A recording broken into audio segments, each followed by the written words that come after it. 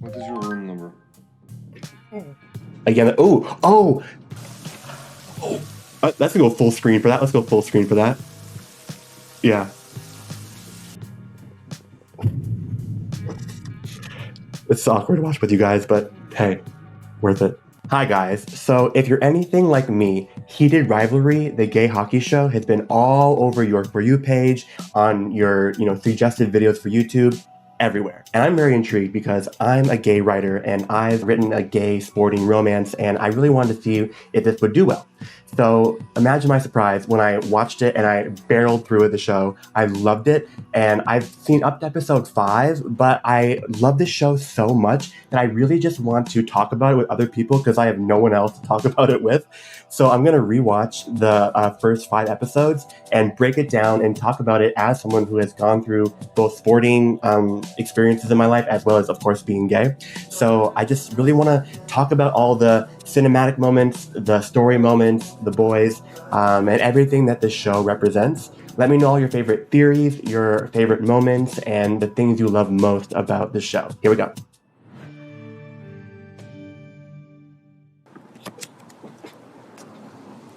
I love when a show starts off with the sounds first because it really brings you in and it allows you to kind of get in the story without being too upfront with everything. Ilya So- Rosanov? Shane Hollander. I wanted to introduce myself. Here they are. Oh, I'm not sure you're supposed to smoke here. Okay. He does not care. You're an awesome player to watch. Yes. Go back a second here. So already, when I first watched the first time, and even now, if you look at like this framing right here, it is so beautiful because if you look at it, it's like centered very nice. Ilya is in like the left third of the frame, and this is I love in film when they make a really kind of either gross background or like a nondescript, ordinary location and make it look cinematic. Right? This is very simple, but they're taking a really artful approach. Right? We're not having some kind of huge opener. We're not having like a lot of backstory. We're just jumping right in to the two main leads, Ilya and Shane. And you can just see their dynamic right away where Shane is eager to please. Shane is trying to be kind, be courteous, do the correct thing by introducing himself to this new hockey player who is like a star of the show. Whereas Ilya could not care less, very reserved, doesn't speak much English. And so seeing them already have their dynamic right away is what locks you in from the get-go, which I really think is incredible.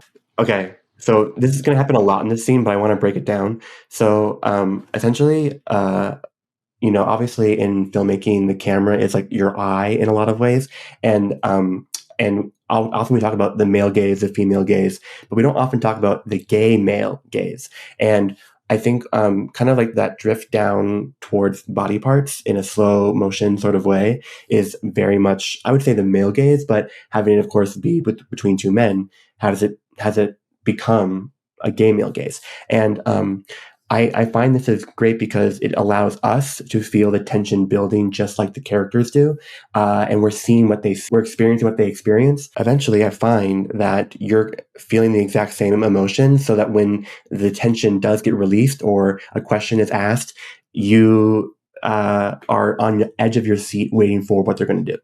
Maybe having fun as he is. Yeah. Before we move on, I just want to quickly say about that scene. So what was really cool about it is there was so much communicated with almost no dialogue, right? Like they were biking, sweating, huffing, and they were able to show that sense of competition, but without mentioning it over and over and over again because it's obvious. And then when they're done, they're on the ground, they're drinking water.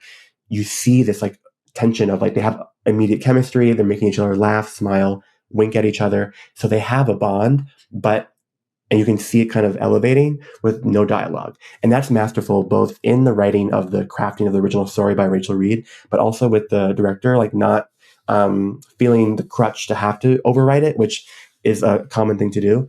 It's really cool to see that they trusted the actors and they just really lived in that moment. And you can feel every ounce of that tension. Love it. Now we're in Ilya's room, and I think that's his brother, Alexei. Yeah. I don't have the subtitles on, but they are talking about like taking care of the dad. You can tell Ilya worked really hard to like get himself out of Russia to work in the NHL. You can see he's moving up in the world. It's also really interesting now watching this compared to future episodes where the hotel rooms seem to get bigger and better and more exquisite. But here, this one seems more chill and like cheaper. So they obviously the boys, as they raise in stature, they raise in expenses and popularity, and hotel rooms they're able to afford as well. I'm just someone who does not party, so I don't know how anyone can do that. I'm not a fan of it. If I'm right, he's been asking for money again, his brother, and now he's talking to his father. So I don't have the subtitles on for the Russian here. I did when I first watched it. So maybe future ones I will keep them on. But I just find it really sad that his dad seems to put a ton of pressure on him, and we later find out that he has like dementia or like grows to have it.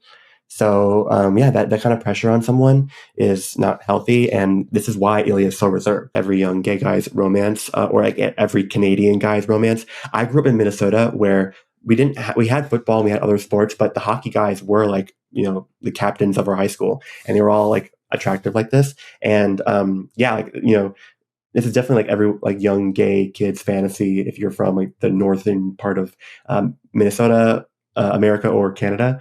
And it's interesting because often in a lot of gay stories, it's one way, right? There's someone who is kind of having a crush or lusting after the hot like sport guy, but to see it kind of happening both ways. And I also find what's really fascinating about this show is that it's not just Shane who's kind of looking at Ilya. Ilya's looking back at him, and Ilya is almost the one who's like the one pushing it forward. Ilya is the one who's like more gay, which I love. Shane's more reserved and shy. Oh.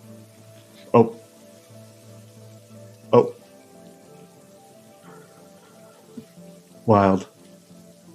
So ballsy. Very hot. Wow. See, this is like really unique. Like we haven't seen this too many times. So I love that they're doing this, because if someone was this bold in real life, which is rare, it would be crazy. So it feels very new and unique. So, look, we can forget that happened in there, okay? Oh, see, Shane's already trying to forget about it. Is what you want? Oh. Yeah, for sure. Well, you're a really bad liar.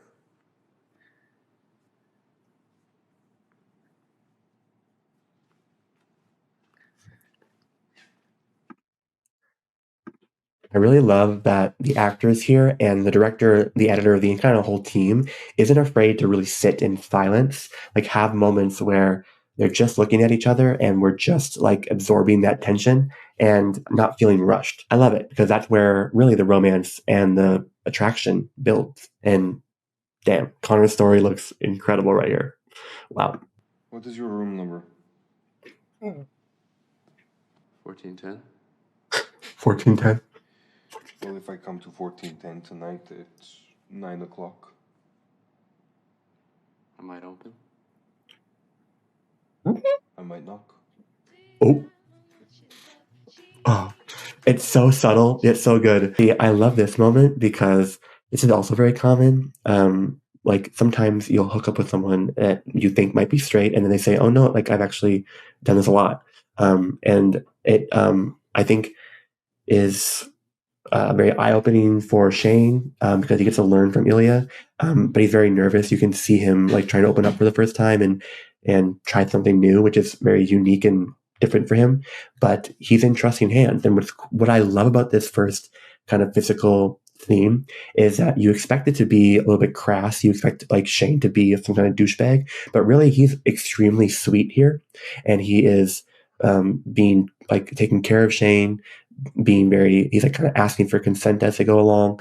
And he's being very gentle and kind. And I think that's a really great thing for Shane. And no wonder he kind of gets captivated and, kind of falls in love so early on. Another player?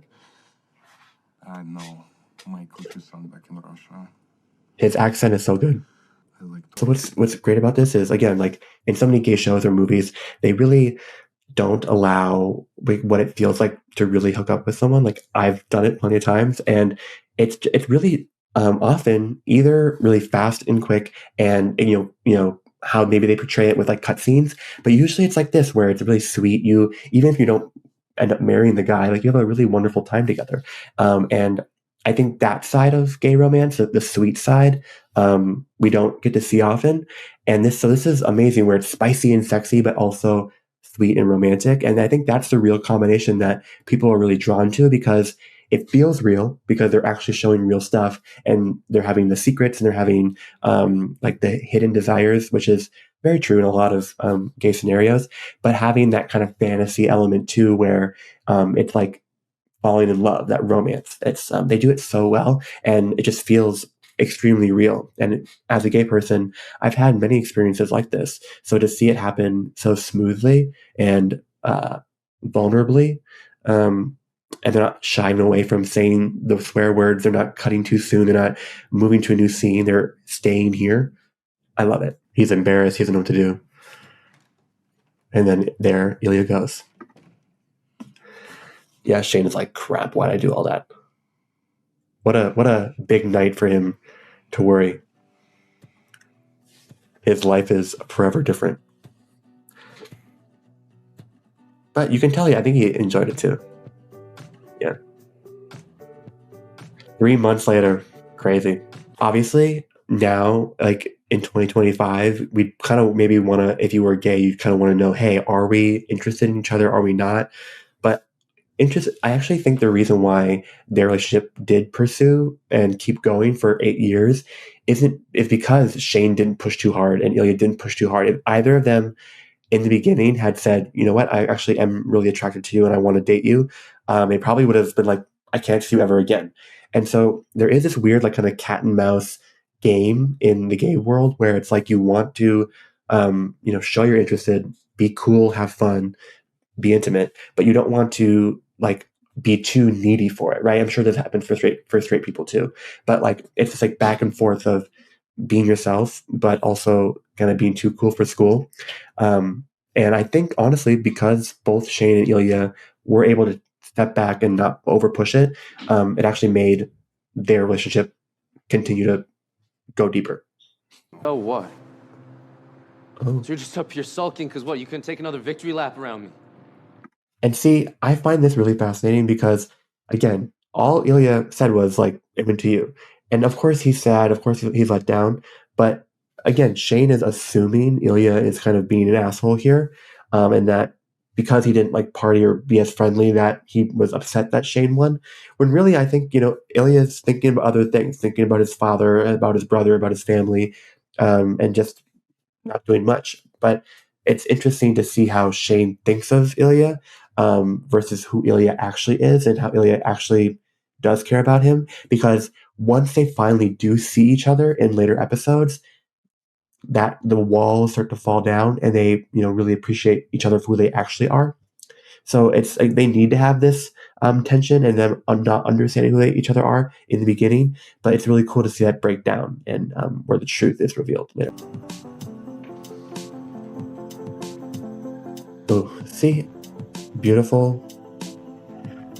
Good job. Rachel Reed, love ya. Jacob Turney, great job. Hudson and Connor, amazing work.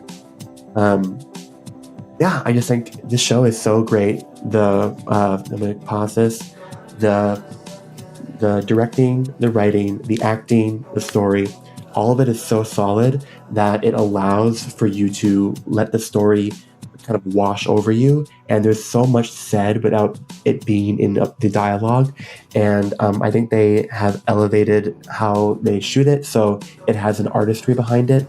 So I think whether you're someone like me who always wished for gay stories like this, it feels like it's finally coming true.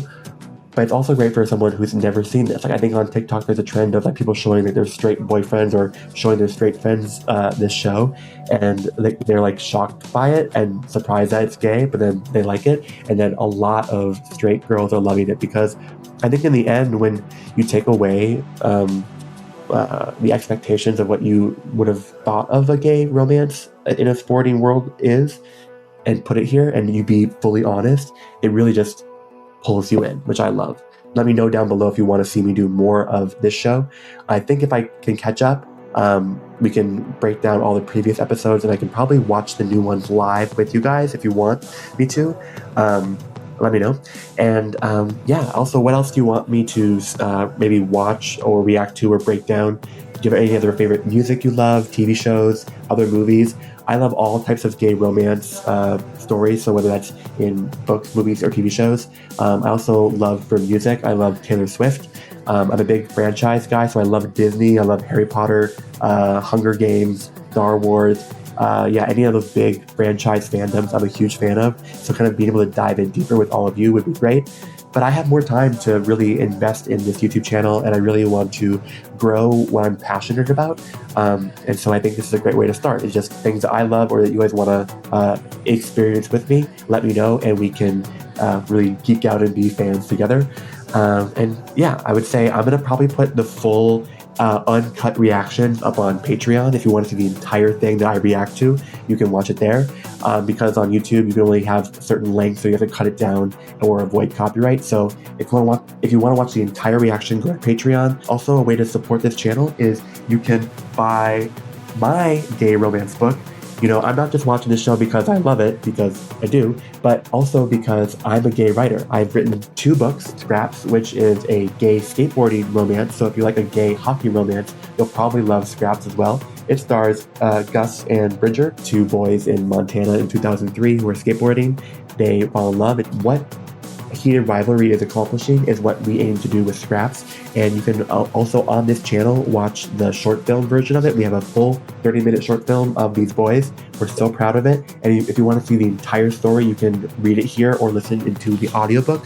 All this year, I'll have Scraps promo content coming out. And I want to do more, gay romance movies, TV shows, and books to talk about with you guys. So let me know what you want to see. If you read Scraps, let me know. I cannot wait for episode 2. Subscribe to the channel if you want to see more, and I'll see you next time.